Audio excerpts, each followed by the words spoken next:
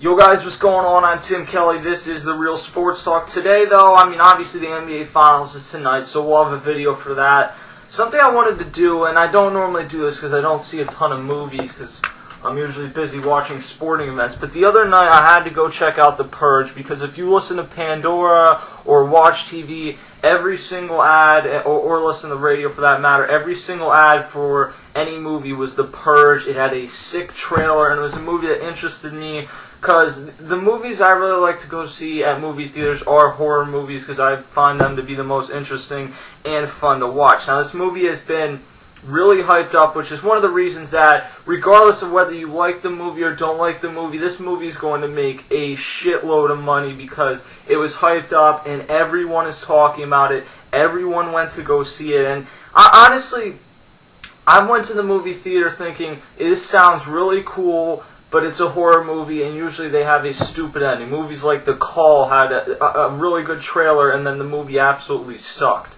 This movie I went to kind of expecting a bad ending, maybe not for it to be as bad as The Call, and you didn't necessarily get it. I really did not think it was that. The one thing I would say is it was really bloody. It was, at times there were parts that were hard to watch. It was a disturbing movie, so if you're not into that type of thing, don't go see it. But it's a movie that, if you're into those type of movies, it's definitely something you need to go see, because whether you like it or not, it's one of those movies that right now everyone is talking about because it's not a played out concept. The idea behind The Purge with the 12 hours where anyone can be killed, it's a creative idea. Obviously it couldn't be real, but it's a creative idea that is really fun for a type of movie like this. And I have to say, the acting in this movie was a lot better than I anticipated. Especially the best actor in this movie was the guy that led the group that was coming to the door to kill the black guy that was the hostage, or whatever they want to call him. He escaped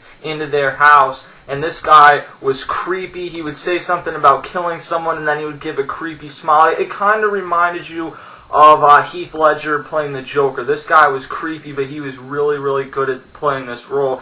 And honestly, the concept in this movie was great, and the acting overall, again, for a horror movie, it was pretty good acting.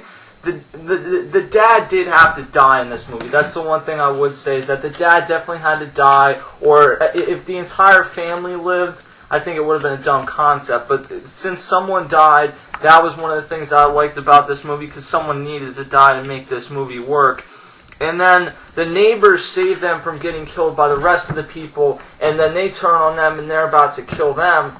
And then the black guy comes back, the one that escaped into their house. He saves them. And the part where he says, after they were literally holding them, they were around them in a circle, about to stab them with like huge-ass knives. And the guy says, "Your call." And the mom literally says, even after the kids say they were about to kill us, the mom says, "We're not killing anyone else this entire night." I kind of liked that out of the movie, and then I kind of didn't, because in real life, you would have killed those people. If they're about to kill you and then you turn on them and you get the option, you're going to go kill them. But the problem with that is it kind of would have been a stupid ending for the movie. So you get to the point where they're sitting there at 6:55 or whatever, because the Purge ended at 7 o'clock.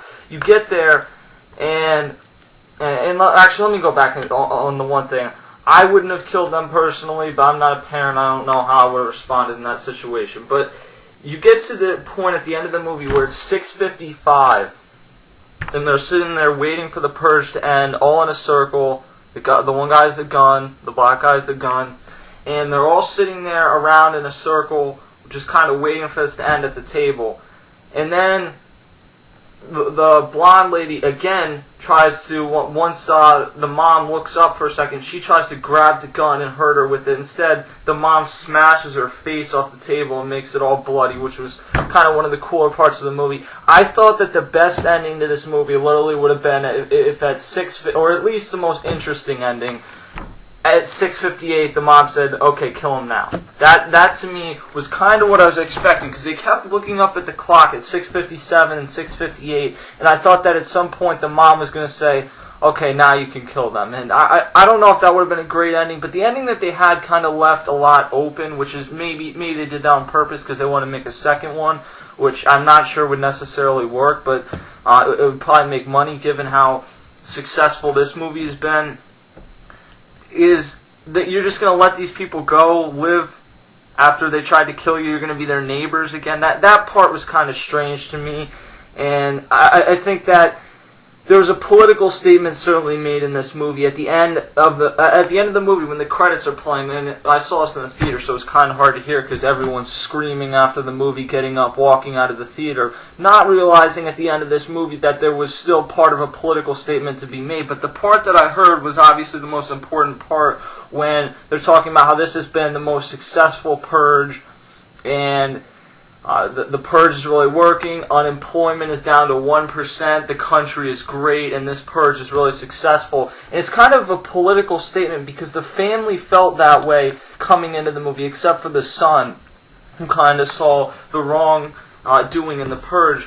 But the family changes their opinion in the movie when it actually affects them firsthand. And I think that was the point of the movie, that something similar to the Holocaust here, where the economy is so bad that people accepted something like this because it made the economy better. They turned a blind eye to it because it benefited them, and they were able to kind of live a perfect life because of it. And then once it affected them firsthand, they began to understand exactly what was wrong with it. And I think that was the political statement made, that there's certain things that, as good as they would do for the economy and things like that, you cannot make them. But The Purge, it's one of those movies that after the movie's over, it took about half an hour to sink in exactly what happened. And then I thought, man, that really was a pretty good movie. Now, the best scary movie that I've seen in a long time, and I guess it all depends what type of movie you're in, and the movie that actually there was a trailer for the second one in the movie was Insidious. Certainly that's a movie I'm going to go see